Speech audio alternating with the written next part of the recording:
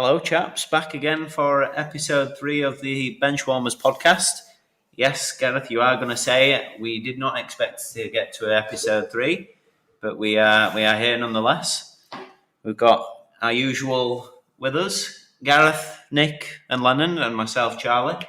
You sounded confused that my name was Charlie then.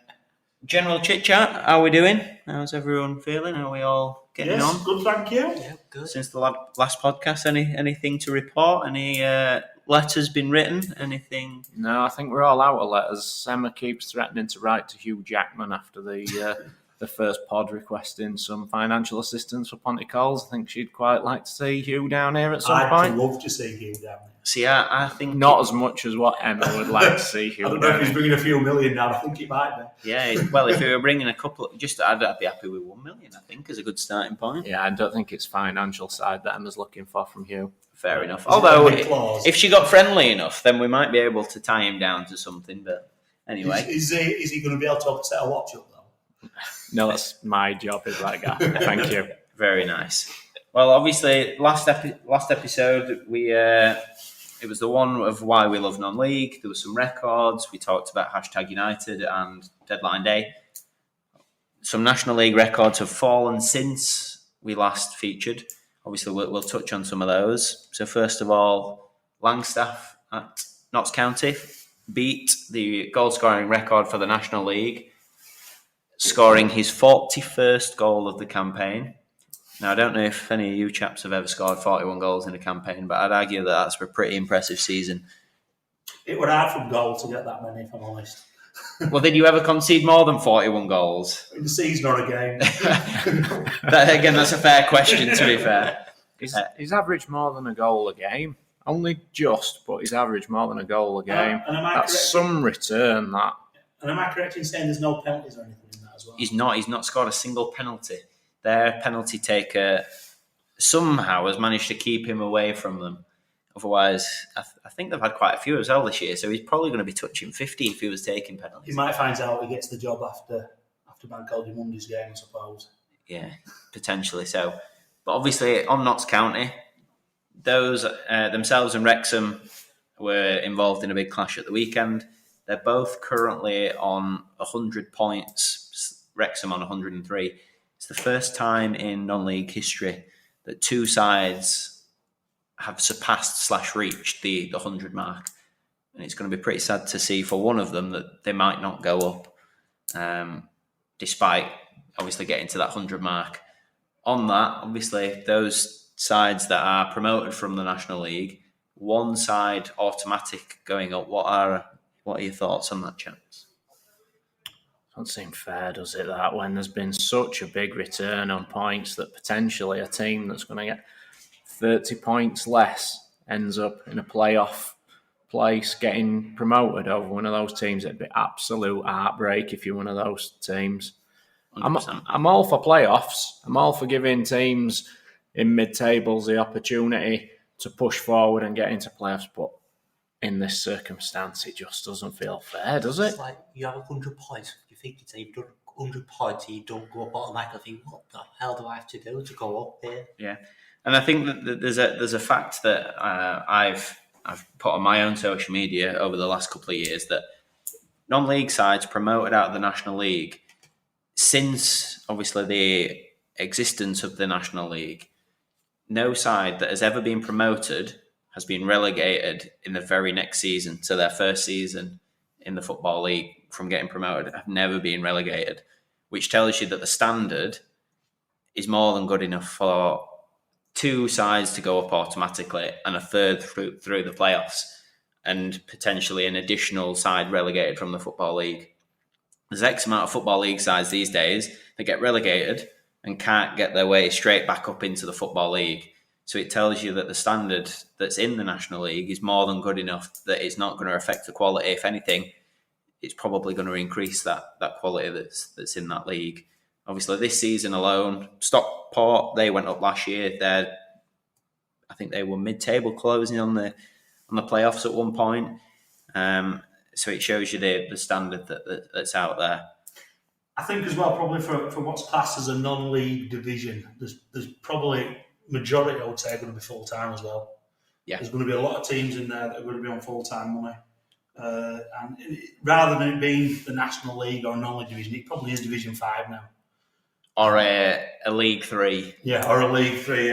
What are the terms? Did you say Stockport? Stockport, yeah. They got promoted last year. Well, they're currently third place with 70 points in League 2. There you go. I had them backed for my each way side to go up out of League 2 as well. So. I do know that obviously there's been some talk about the National League looking at changing it to 2 teams going up automatically. The teams are obviously lobbying the same thing as also what we mentioned here. I think it might be a case though, if that happened, that they might have to look at maybe the playoff structure though. So if 2 teams are going up automatically, I mean, currently you're in the playoffs now in the conference down to 7th place, and it's like Nick said, you could between Notts County and Eastleigh, who are in 7th, you've got 35 points. Which is scary. Yeah, so if Eastleigh somehow did manage to say win those playoffs and go up, they might not be actually that strong. Yeah, because it's of a fair argument. The vast difference. But you look in most divisions, you got 4 sides in a playoff. So I'd say it's more than feasible for the top 2 to go up, the next 4 sides be in a playoff, and you add an additional side relegated out of the Football League. I think it's more than fair. If you finished in the bottom 3 of the bottom pyramid of the Football League, I think it's pretty reasonable to expect that you're going to go down. I assume that is the restriction, that it's the EFL. Their 72 clubs are, or however many clubs it is. I don't think they're willing to. They're not going to say, yeah, we'll send an additional team down. No, Turkey's out voted for Christmas, are they?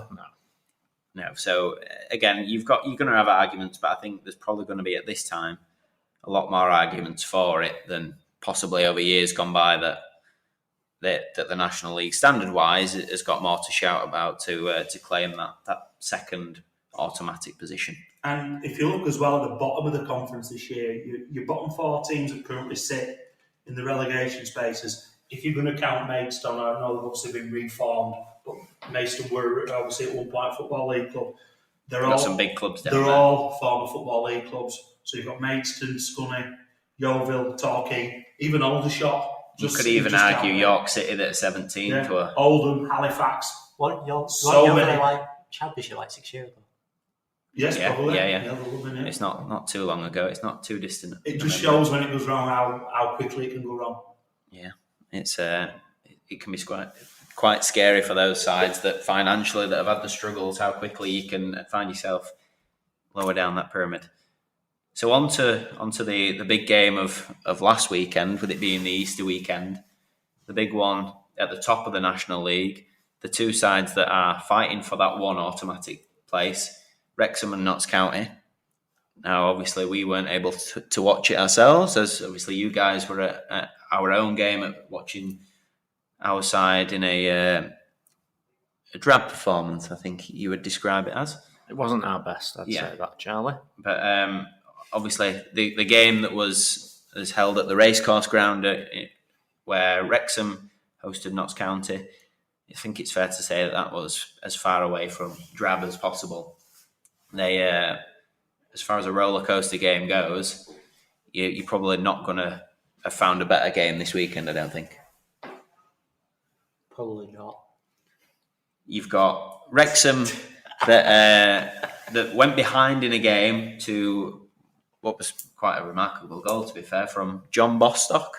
I don't know if you can remember. Former Crystal Palace and Tottenham, wasn't it? Correct. I don't know if you can remember when he first came through at Tottenham. He was similar in a mould to Dele Alli. They reckoned he was going to be the next best thing.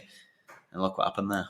We know where Dele's going to be there in a few years. Exactly. So he'll be playing for Notts County, hopefully, if they've not got themselves promoted out of the National League.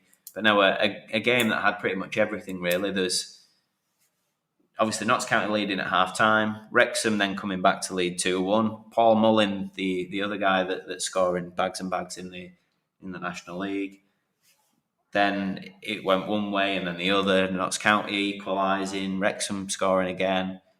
And then in the 96th minute, well, probably the 95th minute at the time that the penalty was given, Notts County had a chance to grab themselves a lifeline and to remain level on points with Wrexham at the top of the league.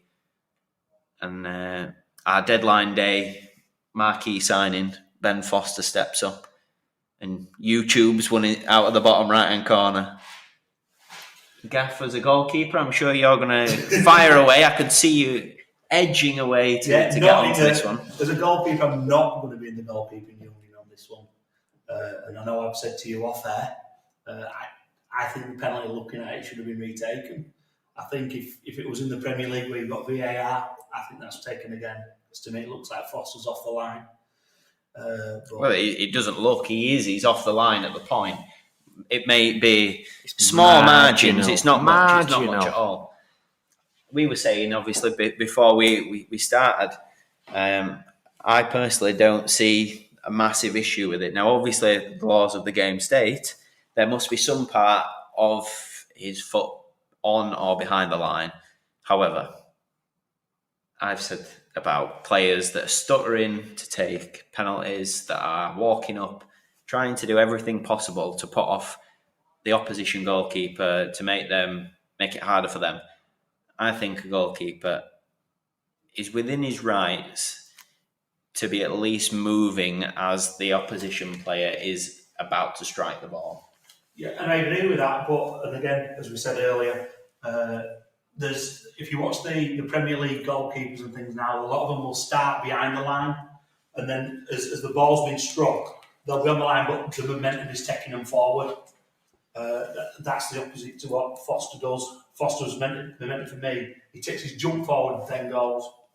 So I'm seeing your argument. As a former referee, though, Charlie, what would you have done if you would have been refereeing that and spotted that he moved up his line? As a referee, if that is the case and you've seen it, which nobody would have done at that point in time unless you were the linesman, you would have had to give it as a retake because it is a breach of said laws. But I don't necessarily agree with it, amongst many other laws of the game that no doubt we could create another episode on its own. That's a completely different podcast rules we don't like. If you take that away, though, what a phenomenal save. He's got down into that bottom corner.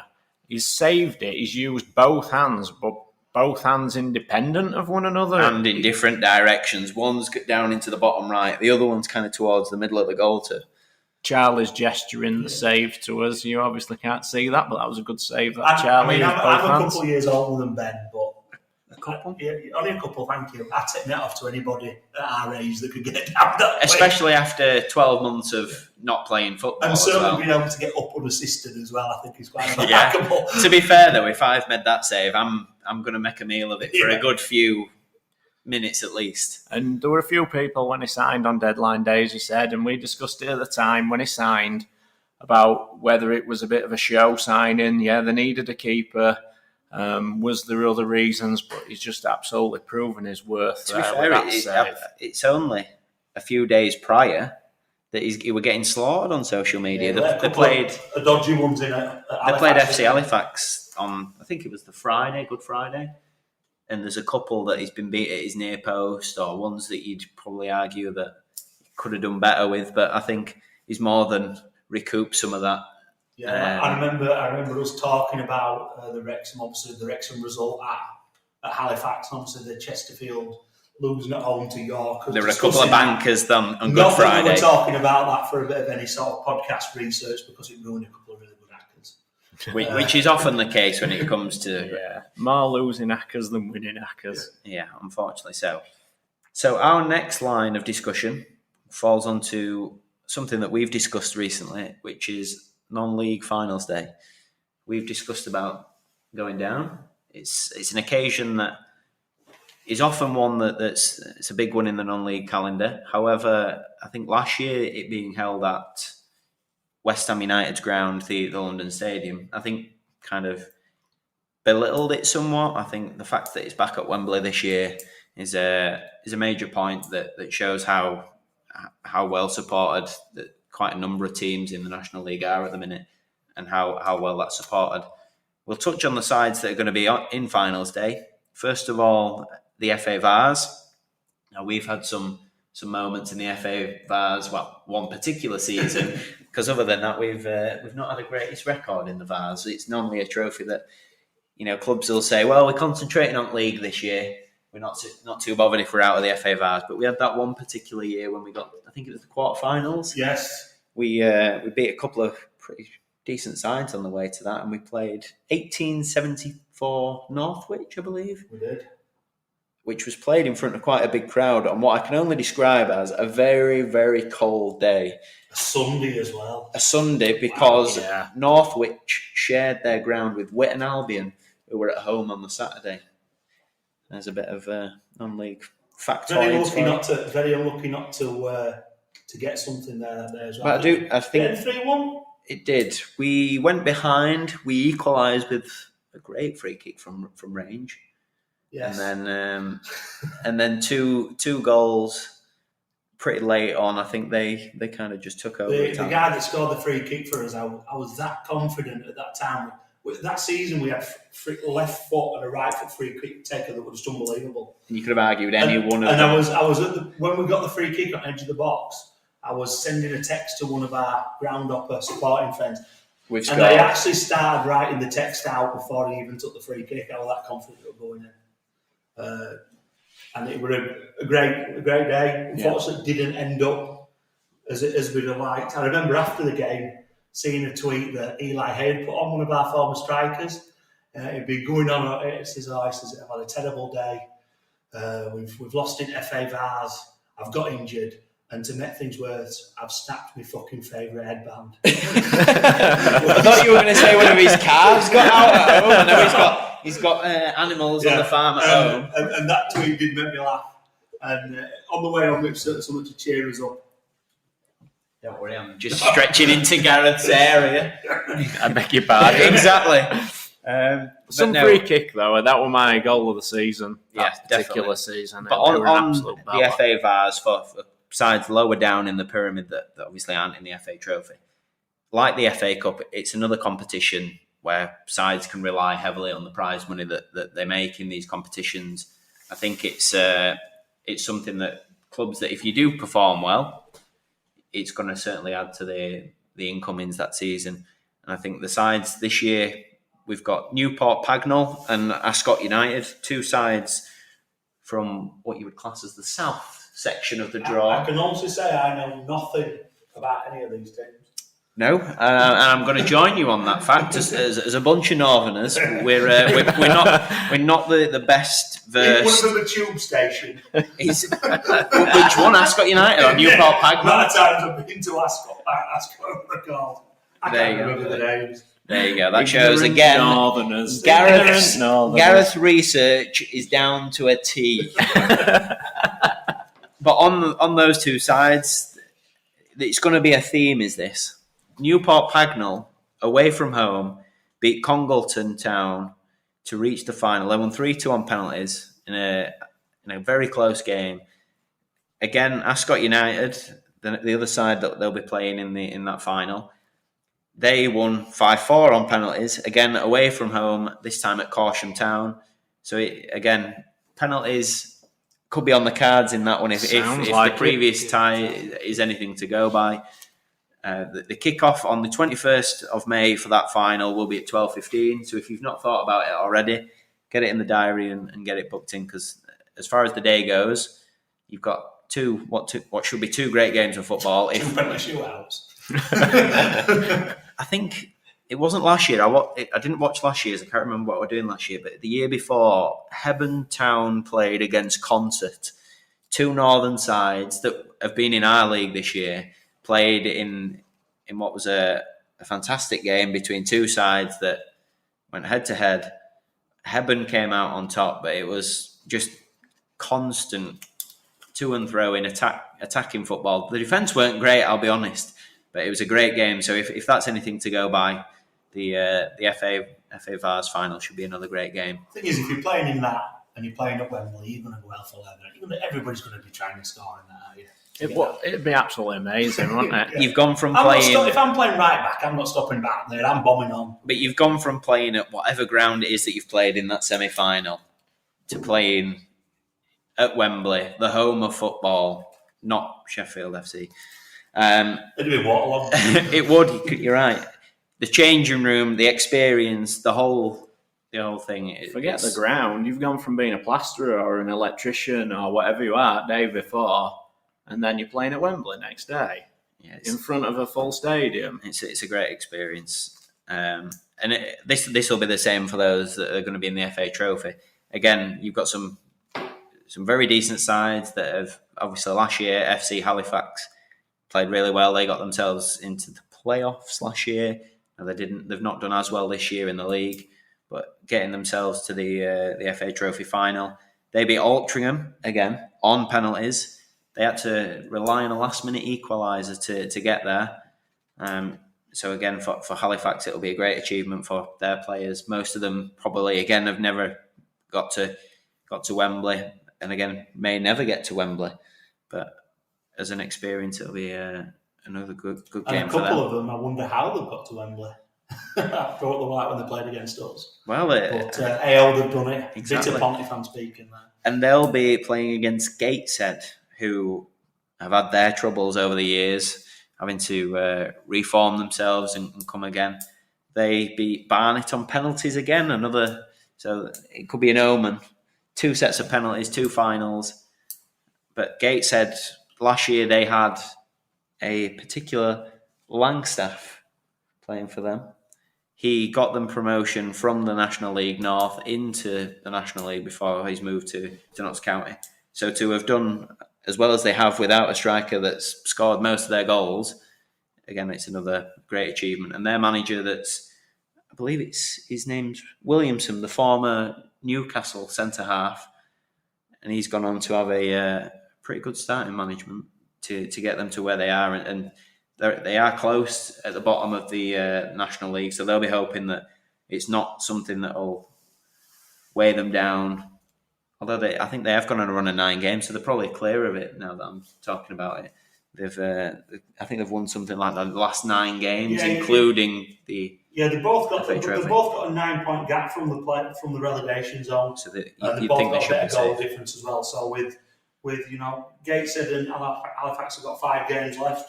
So you'd like to think that they're going to be safe from any sort of danger, really. Yeah. Certainly another win each in them 5 games. I just wonder if they've got their eyes on that, though. Are they distracted from what's happening? I know it's a phrase, isn't it? We're going to concentrate on the league. But when you've got that, are you going to be putting your heart and soul into every not wanting to miss the games? But obviously, you touched on it there about how similar on points they are. You look at it; they've both played 41 games. There's a 6-goal swing between them. Gateshead +3, Halifax -3, but both sides on 52 points. So it should be another really close contest between 2 sides that will be hoping to be announced as not only the FA Trophy winners, but the Kings of the North in the Northern Final in the FA Trophy. We go on to what is our next topic of this particular episode, where we'll be talking about some of the best players that we've seen in non-league football, whether that's we've seen them playing on opposition sides, playing against us, whether we've seen them playing for a side that we've just gone to watch for a particular game for any reason, or whether it's players that we've had playing for our team. So first of all, we'll start with our 3rd place in our top 3. I will throw to Nick to fire away with his first of his number 3. I'll then fire in with mine, followed by Lennon and then Gareth as a lucky last. But there'll be a slight twist, but I'll let Gareth and Lennon discuss that when we get round to theirs. So Nick, away you go. Yeah, you've said about whether it's one of our own that we see regularly or one of the opposition. It's always a tough one, isn't it? Because you see your own team that you follow a lot more than you see the opposition. So you might only see a player once, possibly twice, a few more times, depending if they're in 3 your times division. a lady? No, I don't remember seeing that. But my 3rd choice, I've gone for one of our own. I've gone for Spencer Clark, our central defender. He's been here a few seasons. You'd argue a Rolls Royce of a centre half. He's just an absolute leader. He just commands respect.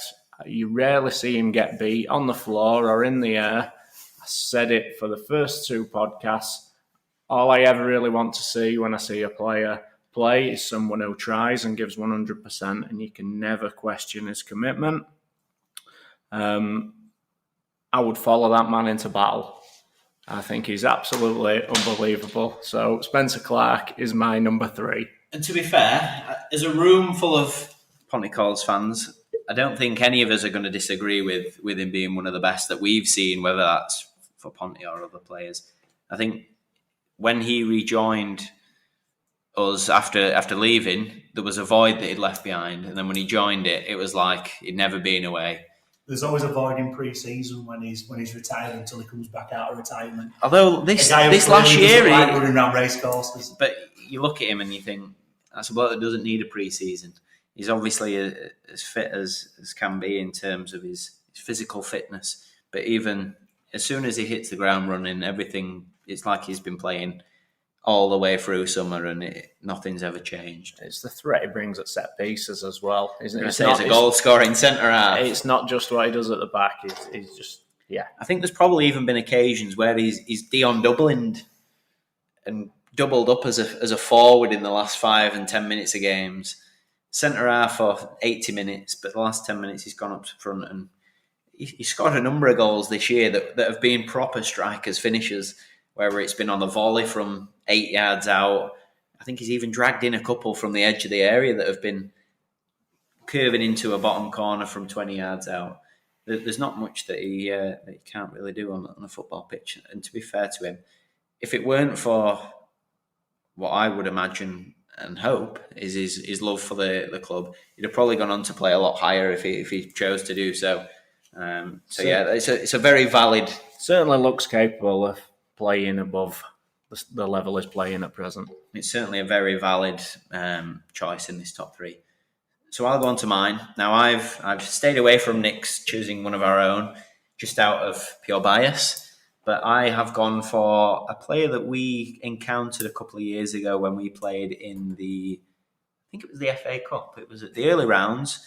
We'd got through our first game and we were playing FC United of Manchester. At FC United of Manchester, a great experience for us at going to a ground like that. A side that were full-time. And there were a player up front, slashing the forward areas, called Regan Linney. I think he's since gone on to join, I think it's Altrincham in the National League. So it shows that he's been able to progress and move up the leagues.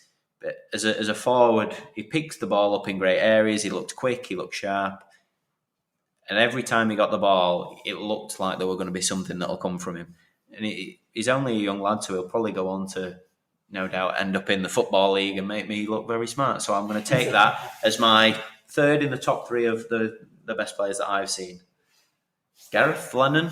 I'm probably going to pronounce his name wrong, but when we played Halifax with Billy Watters, I thought... Billy Waters? Watters, whatever he wants to call him. He's obviously... We saw him against Halifax. We saw him against Halifax, and I thought, I don't think he started, but I believe he came on as a sub, but he was very, very good, and you could tell that when he came on, it was different stuff, and then I believe they scored after he came on.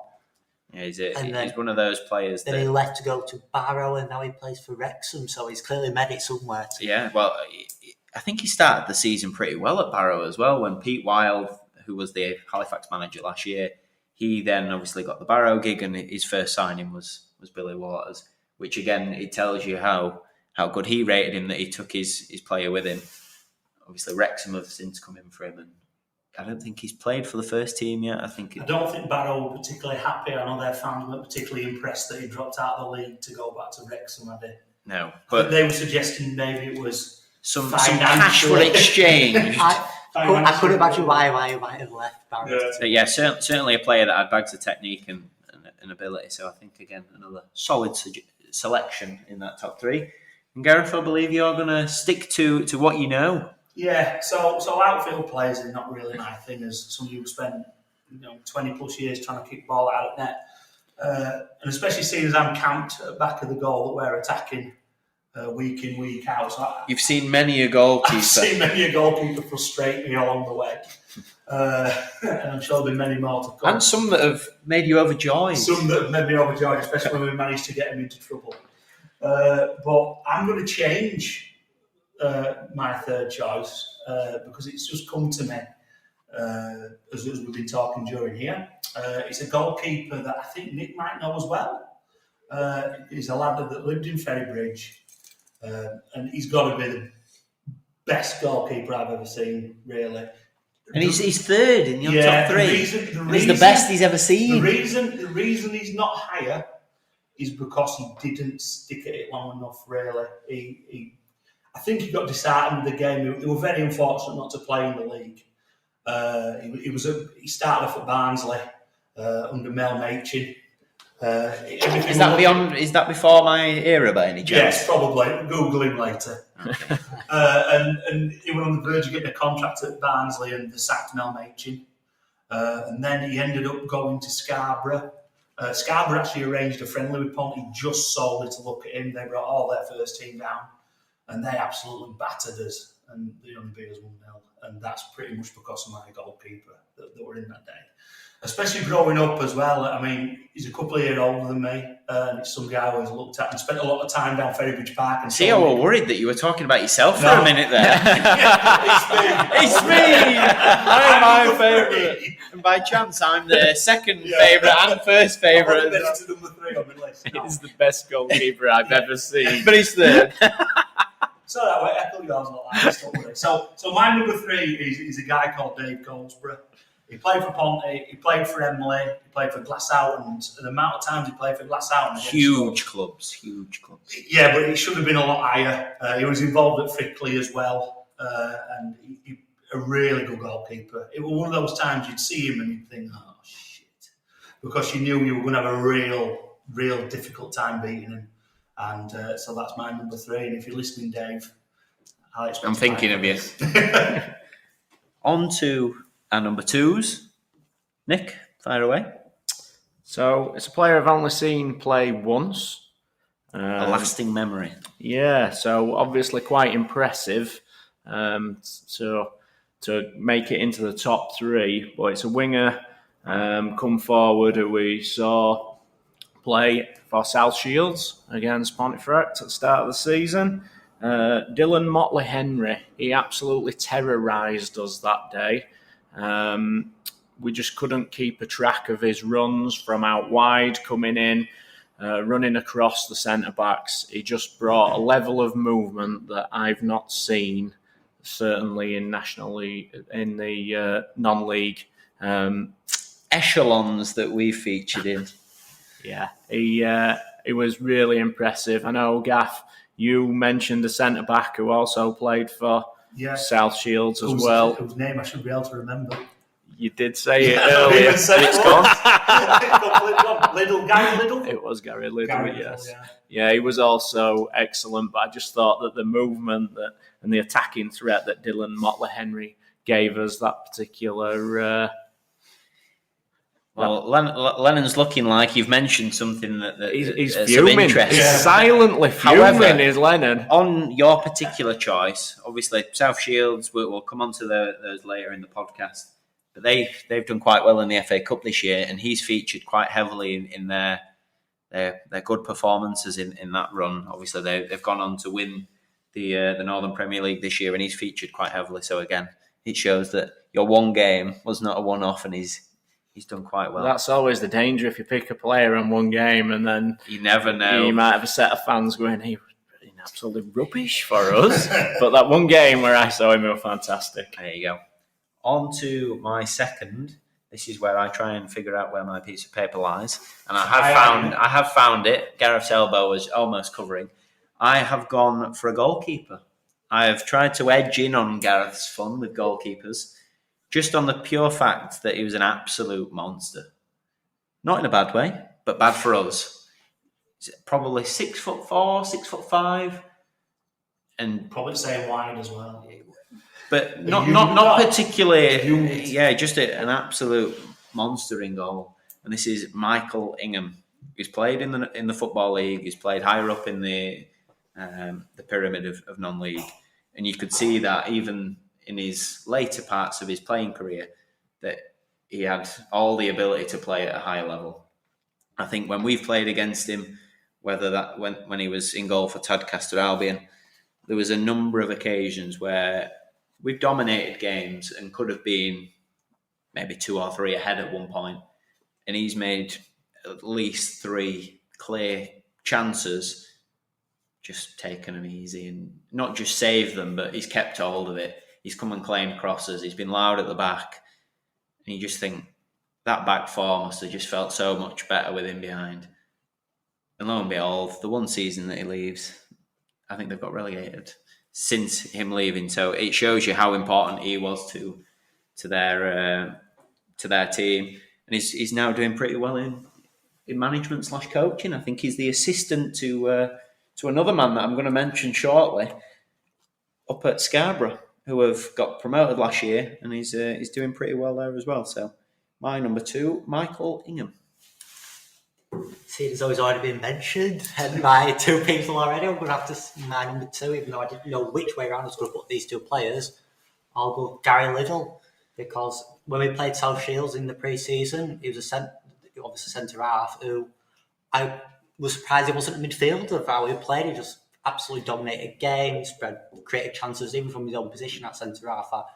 If he played in midfield at that level, he wouldn't look out of position. He'll look like he'll fit right in and just dominate the game like he did at centre. Well, I think that was his natural position when he played higher up in the Football League. When at his younger days, when he were a bit fitter and could get about the pitch a lot easier, I think that's where his position was as a centre midfielder. I know we were talking to one of the stewards or certain club officials at South Shields, and I remember us all saying to him, "What the hell is this?"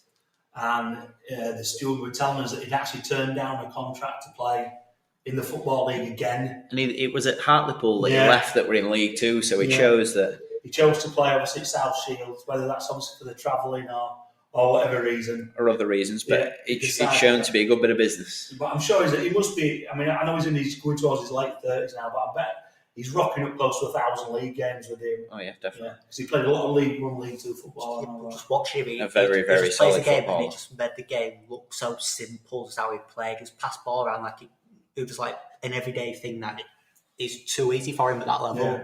Yeah, that's what I was just going to say. You're good players. It's a bit of a cliche, but they make the game look so easy. And on that day, he didn't even look like he was trying, did he? He was just like claimed everything in his area. He didn't look like he barely had to move. He never looked like he was out of position, just right place, right time.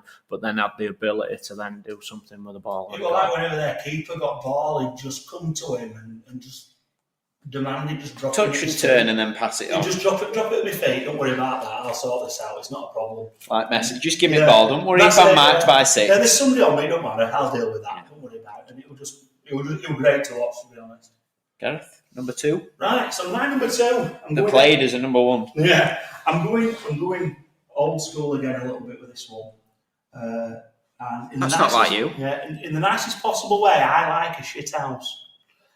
We all do. Everybody loves a shit house. This guy is a shit house, and I think he'd probably agree with me on that. And that's he's been down here for a little bit as our goalkeeping coach, but I first came across him when he was playing at Ossett Albion, and that's a guy called Jonathan Hood, or just Hoodie as we know him. And he was one of them keepers that before the times of social media, you didn't get the team news before, an hour before the game. You just had to wait and see. Yeah, you didn't know if somebody had left and gone to another club. So in a case you'd rock up and just see him. And he was one of them. You'd walk. We'd always be away at Ossett Albion early in season, and you get to the ground and you'd be like wincing when you're going through turnstile, and then you just see him. And he's there just warming up, and straight away your heart sinks. And probably your ass as well. Yeah, and the thing is, as obviously you guys know, anybody that knows us, we like to give the opposition goalkeepers a little bit of banter. A bit of hammer. Yeah. Hoodie were completely different to this. So what had happened is Hoodie would start on you. so as soon as he see you, he'd be on saying, "You're not getting out here today, you're going on with call today. Note for you, Ponty garbage here today." I'm editing this a little bit so it's not just constant swearing. And you'd think, I really hope this guy comes a cropper. And he didn't. His handling was superb, his communication, his kicking, everything were on point. And like I say, it wasn't just the fact he was a good goalkeeper. the fact he knew he was a good goalkeeper, and he was more than happy to make sure everybody else knew. So as much as it pains me, because obviously he's gone to one of our rivals now to do a bit of coaching, number 2's Johnny Hood. There you go. Good choice. Some number 1s now. Nick? Well, I think that me and you might have the same number 1, Charlie. Well, this will be awkward. Well, it I wish depends. you two would prep. Worst bit, what, I changed one of them in first place because somebody else had I did it. tell you my number 1 was. Well, it's okay. It shows that we've got joint footballing ability. Knowledge even. Or same sheet of paper. I would say sheet of paper. So my number 1, and I might be spoiling Charlie's number 1, is Jonathan Greening. Saw Jonathan Greening play for the first time when I came down to watch Ponty Collieries for the first time in an FA Cup game a few years ago now. And he came on as a substitute, I think with about 25 minutes, perhaps half an hour left. Our pitch was an absolute mud bath, as it often is. It's either a dust bowl or a mud bath. Is that like a Texas version of the Super Bowl? Yeah, the Dust Bowl. The Pontefract Dust Bowl. He comes onto this pitch. It's absolutely slinging it down. Everybody's kit is absolutely filthy. And Greening comes on, and there's a bit of me thinking, big time. Yeah, he's gonna get rattled a few times here. Somebody's gonna smash him. Yeah, absolutely. He's gonna get knocked all over here. We're gonna get into him. We'll soon let him know what Pont is all about. He left that pitch in his immaculate white kit. Thought we were wearing white, yeah.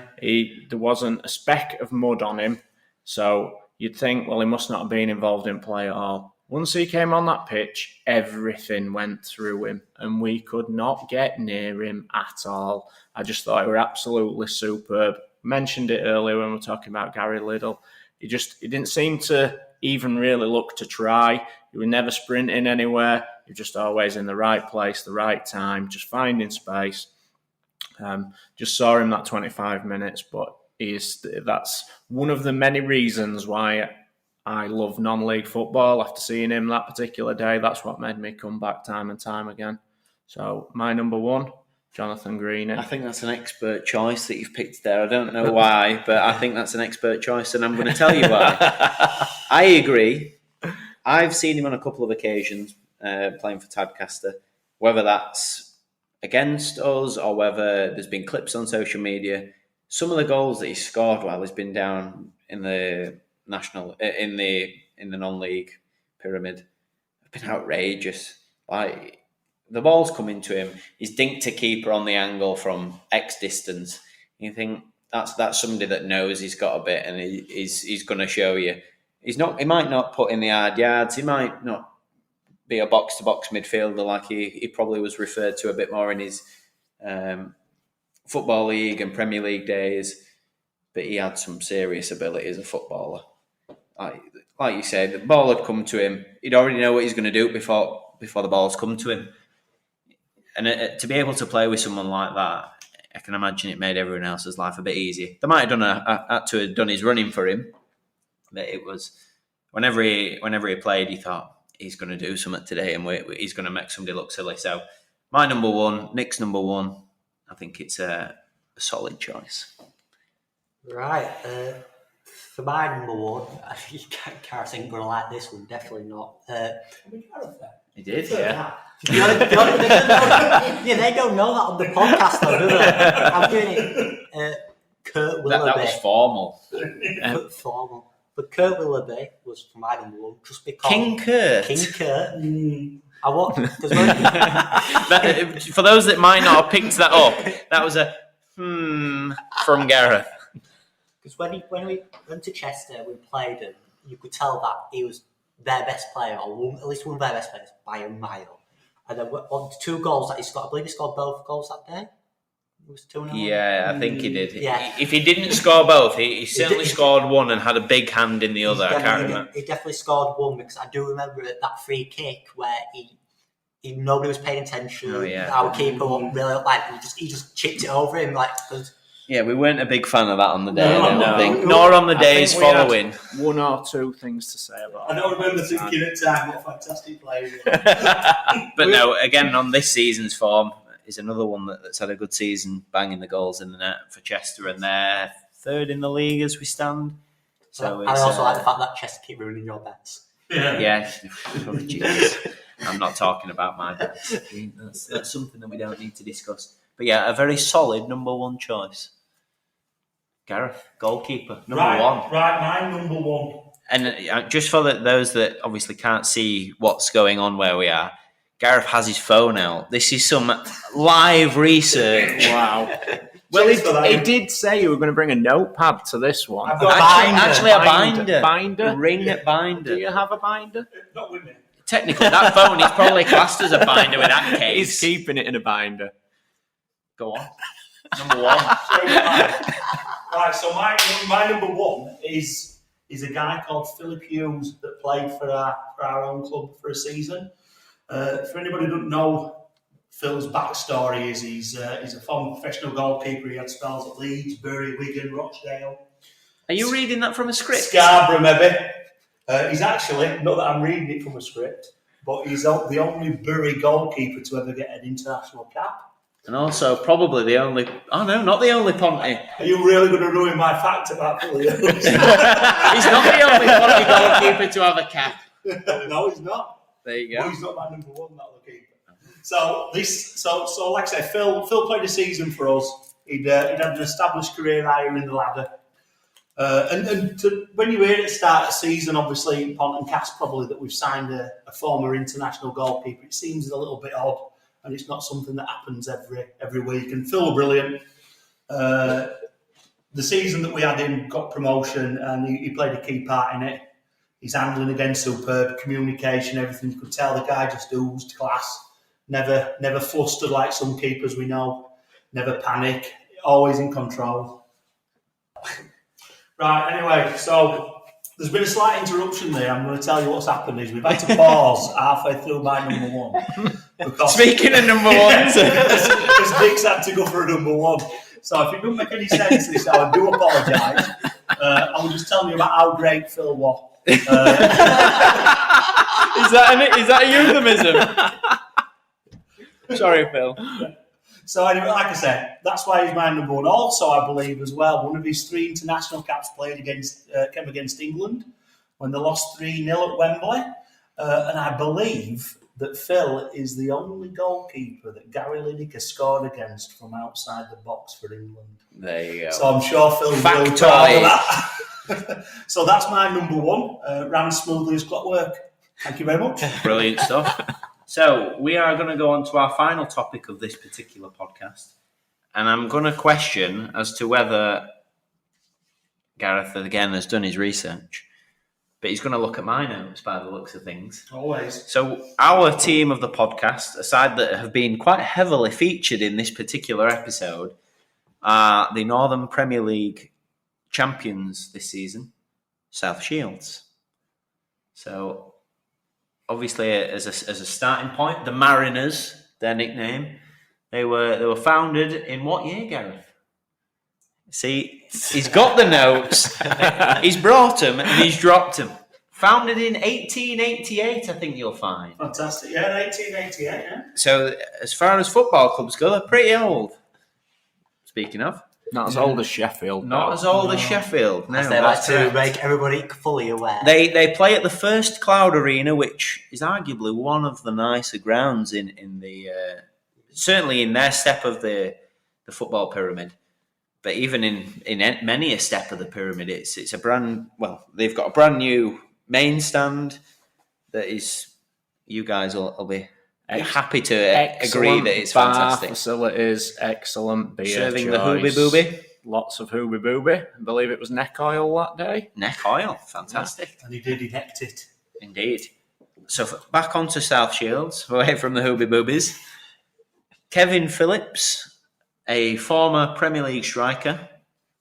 I'm going to see if Gareth has got the fact that Kevin Phillips proudly owns. I hope it's on the sheet. I think he is the last.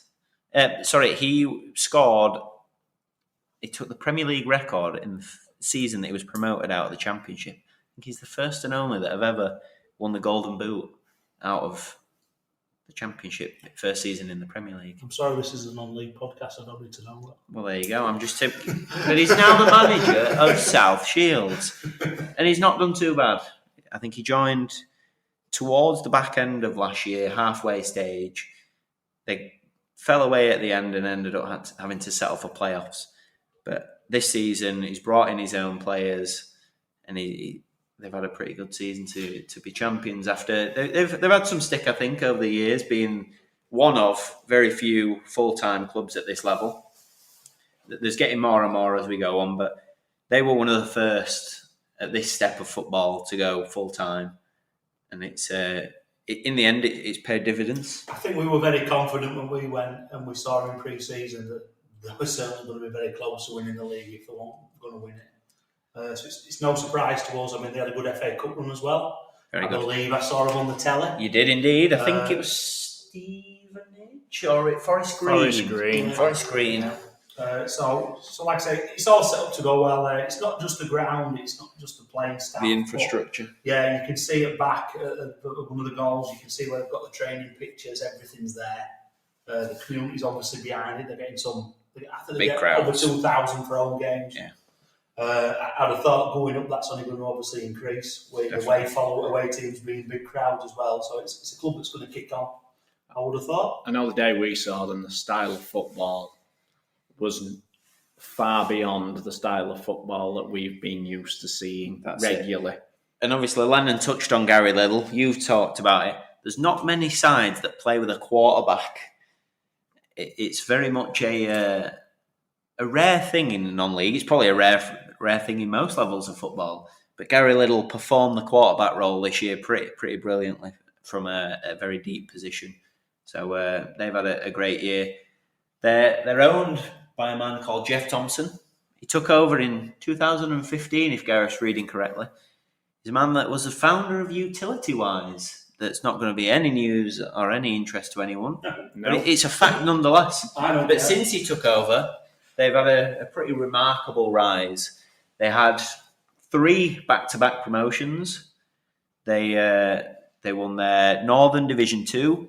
They then won Division 1. And then they won promotion out of the Northern Premier League, what was North East, I think, at that time, and got themselves into the Premier Division. And then they've had almighty unluck from there on until this season. Curtailed season second, another curtailed season when first, and then last year losing out in the playoff final against... No, it was the playoff semi-final, against Warrington, who then got beat by Scarborough. But were a very good side nonetheless. You would imagine that in Conference North next season they'd be very close to going up again. Yeah. They're certainly going to. I would imagine certainly minimum for them is going to be the playoffs. Challenging. Yeah, challenging at that end. Looking at going up again. It mean, looks like everything's set up there. As we all know as well, we've said whenever we go to the North East, there's some tough sides. There's some brilliant footballers up there, and they're all desperate for success as well. 100%. So I would imagine that some very passionate fan bases. Yeah. Can't understand a word they're saying. They seem very passionate. I can't understand a word they're saying. Howie, man! Tonight I'm alienated the North East. But no, a brilliant side. With the way you said it in the most Yorkshire accent you could find. Perfect. Another set of people that hate the podcast. But no, they've had a fantastic season this year, and no doubt with the right recruitment, I think they'll do pretty well next year as well in the National League North. We've come to the end of another episode. What is episode 3? We've covered some strange bases. Obviously, you guys this weekend have a big event coming up. Sunday, you're running your marathon. You've reached your target and surpassed it now. Yeah. I think at 125% of your target, which has been a fantastic achievement so far. So good luck for your marathon run. Thank you very much. Hopefully your training's not been too arduous. Yeah, I think most arduous thing I'm finding is the amount of hydration I'm having to do. Hence the need to have a break just a few moments ago. Indeed. But good luck this weekend. Thank you very and much. For those that have listened to the first 2 episodes, we hope you like this one. And we'll hope to see you again for the next one at the end of the season review. Thank you very much. Thank Thank you. you.